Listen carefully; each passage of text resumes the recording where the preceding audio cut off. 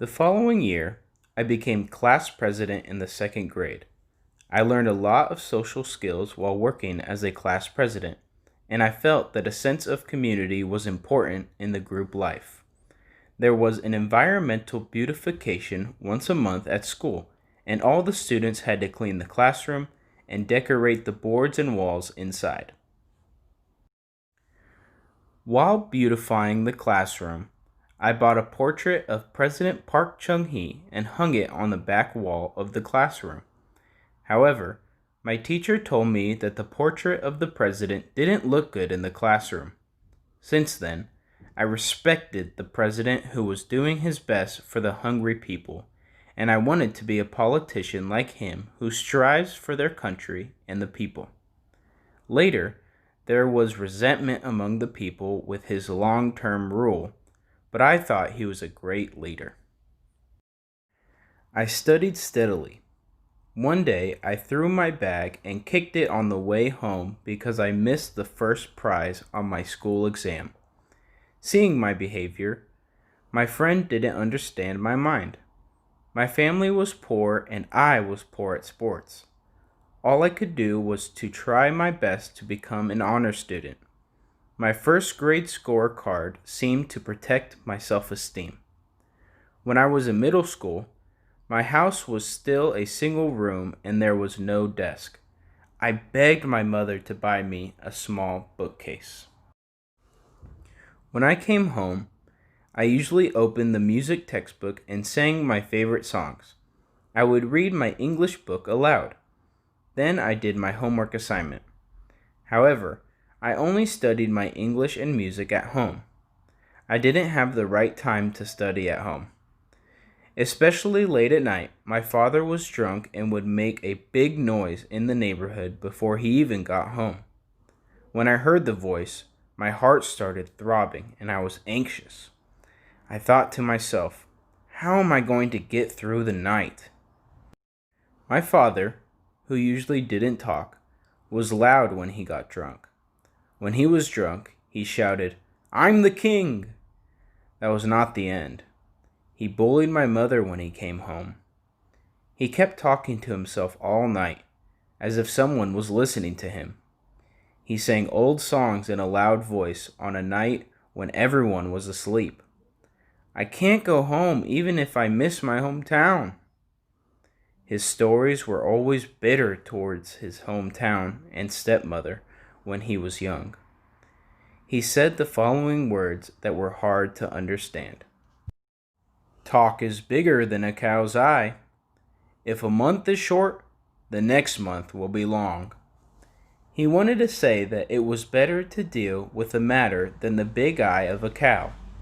He always wanted to say that when times are difficult, the good times will follow. Among the words, a month was a term that compared to a generation. The songs he sang were mostly old public songs about parting. They were The Rainy Gomorrong, The Heavy Dedong River, Did I Come to Cry, and songs alike. When I listened to the songs, I felt sorry for my father. On the eve of my exams, my father always came home drunk. Every time I woke up, I waited until my father fell asleep and had to study. Even in such a family environment, I always won an honor prize. The way to become an honor student was by cramming before the exam. During the exam period, I always took a stimulant called anupong, or timing. I tried to study all night with the stimulant.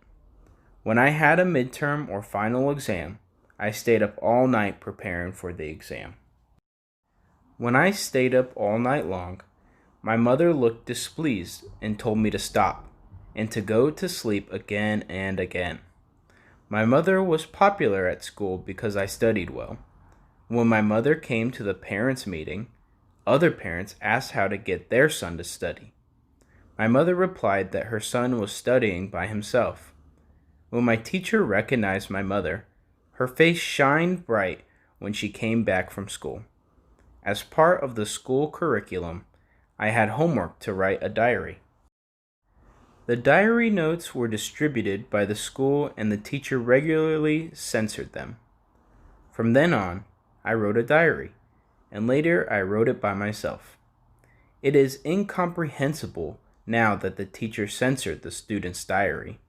Sometimes at the last hour, the teacher pointed out the wrong things after reading the diary. It's not about the form of a sentence, it's about the way of living. The teacher always looked at us, trying to lead us on the right path. Whenever my teacher gave us advice, I felt like he was reading my diary carefully and talking about me. Maybe all the students heard about themselves. After I wrote the diary, I felt at ease and was ready for tomorrow. As the days went by, the diary was my friend and life counseling center. When I got depressed, I sang and controlled my mind. The songs I used to sing varied. I sang songs in my music textbook and popular songs, mostly quiet and sad songs. I played the harmonica. The harmonica was bought by my elder sister. There was also a great big record player in my house. The glass windows of the record player were decorated with eagle patterns and the frame was inlaid with mother of pearl. It was a high quality product. My father received it from a client instead of the payment for goods. There were also some LP records to suit my father's taste. On the records, there were several hit songs at the time, such as The Goose's Father by Lee Misha, The Love That Has Gone with the Fallen Leaves by Cha Jung-rak, and Who's Crying by Beho. I was not very interested in foreign pop songs or fast songs. I knew trot songs the most among my friends. So, there were some friends who asked me to write the lyrics. When I was in the 3rd grade of middle school, I began to think about my future in a realistic and concrete way. I even planned to go to a 5-year industrial college and learn skills. A teacher said that men should have big dreams. I wondered, what is my big dream? I wanted to be a soldier like President Park Chung-hee, and a politician who created a welfare state without hunger and sorrow. I wanted to change my future dream and go to the Korea Military Academy. People said that military cadets at the academy treated even their spoons strictly at meals. I remember imitating the table manners because it seemed to suit my aptitude. In the fall of that year, when I was in the 1st grade, the school moved to a new site. According to the city plan, old prisons were broken down and the school occupied a quarter of the land. I was in the evening class at the time of admission, but after 2 years, the school building was completed just before my 3rd grade year. So, all the students went to school in the daytime. After moving to the new school, students picked up the stones in the playground and carried them in carts during physical education class. As I became a 3rd grader, I couldn't study well because of the surroundings. Moreover, it was painful to think of my family's situation. It was hopeless to think that I couldn't afford to go to college even if I studied well. I was more interested in other things, telling myself that studying is not what life is all about. That seems to be the beginning of puberty. I thought various life experiences were more important than studying. I loved to walk. I went to art galleries and wedding halls with my friends. I liked to run long distances, so I ran every day for about a month along a quiet road outside the neighborhood. It was more than 8 kilometers away. I practiced judo for more than 10 months. My elder sister paid for the judo hall fee. During the summer vacation, there was a special training at the judo hall. When I was practicing getting out of another person's hands with a strangled throat, I fell into a faint. I lost my mind at the moment, and as the screen appeared when the TV went off, all the images were shaken and faded away. When I woke up, someone slapped me on the cheek. The coach gave me artificial respiration right before I woke up. For a moment, I realized the importance of life while experiencing the threshold of death. On October 14th, 1970, I went on a school trip to Hyungchungsa Temple in the fall. The students in the 9 classes were divided into 7 buses. The teachers decided to have about 70 students on a bus in order to reduce the expenses incurred by the students. Unfortunately, when we were on our way back from the trip, a traffic accident happened. I was on the first bus, and the 4th bus overtook several buses and ran toward the railroad crossing. "Over there!" The vice principal, who was in the first bus with me, fell into a faint, pointing his finger at the 4th bus. As soon as the 4th bus crossed the railroad crossing near Mosan Station, a train came running from the left. "Oh no!" I couldn't believe what was happening right before me. The 4th bus was pulled away dozens of meters as it was crushed by the train. The bus caught fire. We screamed in the bus as we watched the scene coming through the front window. A red flame was burning over the 4th bus, and the teachers rushed to the scene.